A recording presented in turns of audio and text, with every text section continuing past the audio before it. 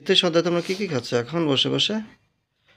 লাল চা আদা বাটা দিয়ে। আদা বাটা দিয়ে গেছে আদা হচ্ছে আদা থেতলে করে। বাবা কেমন লাগছে আজকে চাটা? ভালো না। কেন? তোমরা তো দুধ চা খাবো না, মা আমাদের লাল চা। খাও আজকে, আমি কালকে নিয়ে আসবো না, ঠিক আছে? আজকে একটু খাও। দুই বাপ আর সাথে বেটাকে আছে কি সুন্দর বিস্কুট, ঘি ভাজা খুব সুন্দর বিস্কুট। বিস্কুট। হ্যাঁ ঘি ভাজা বিস্কুট তুমি খাচ্ছ?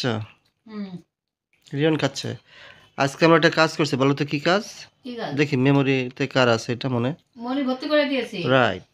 আমার মেমোরি খুব সাফ, দেখেছো? আমরা বলতে গেছিলাম। রিয়ন কিন্তু ক্লাস 5-এ ভর্তি কমপ্লিট।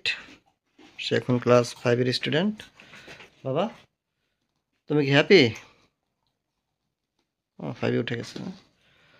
সে এখন সন্ধ্যায় খাচ্ছে লাল চা আদা আর দিয়ে, এই যে খুব সুন্দর বিস্কুট কিন্তু ঘি ভাজা বিস্কিট ওর অর্ধেক করে দিয়েছি, বড় বড় ওর বিস্কুট মা ভালো। আজকে তৈরি করছে।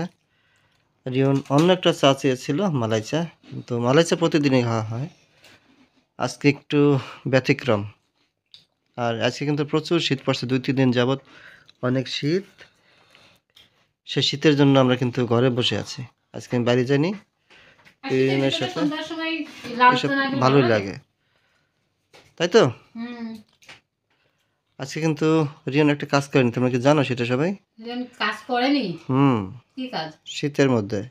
ও না না না, ওইটা ঠিক না। আমি ওর একদিন পরে একদিনই ও ইয়েটা করাচ্ছি, স্নানটা করাচ্ছি।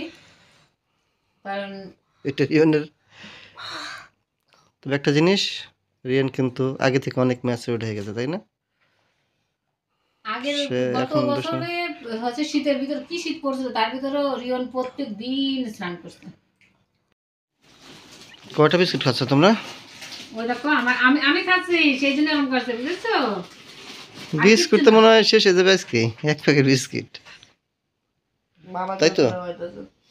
প্রত্যেক দিন ছেলেটা গিজার অন করে স্নান করতো, আর এই বছর স্নান করতে চাচ্ছে না। সেই জন্য আমি ওর নির্ধারণ করেছি একদিন পরে একদিনই করাবো, তাও গিজারের সত্যি রিয়ন? অন করেই। হুম আজকে তো তোমার মস্ত বাবুর যাওয়ার কথা ছিল, তুমি তো গেলে না। তুমি কি নিয়ে গেছো? আমি যাবো, তুমি মনে করে দিছো, আমি তো ঘুমাইছিলাম। তুমি মনে করে দিতে, বাবা চলো আমরা মস্তাপুর যে একটু ঘুরে আসি। তোমার একটু পিঠা খাওয়া নিয়ে আসতাম, শীতের পিঠা। আমার তো মনে থাকার কথা। তুমি বলে গেছো না? শীত শুরু, পিঠা খাবো তো অবশ্যই। মস্তাপুর বিকেলবেলা অনেক লোকজন আসে, মেলার মতো বসে পিঠা, ওই জানো যে এটা? মস্তপুর বসে। হ্যাঁ, অনেক যাতে খেতে আসে তারা। আমরা কিন্তু মস্তপুর থেকে গাড়িতে উঠি, আর মস্তপুর কিন্তু বেশ ভালো বড় একটা, মানে ওখানকার বাজার টাজার গুলো খুব ভালো। আমার মনে হয় মাদারীপুর মতনই।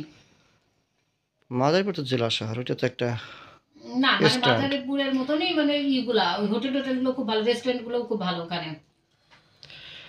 লেক পরে এখন যত রেস্টুরেন্ট হয়েছে অনেক, না বাবা? হুম হুম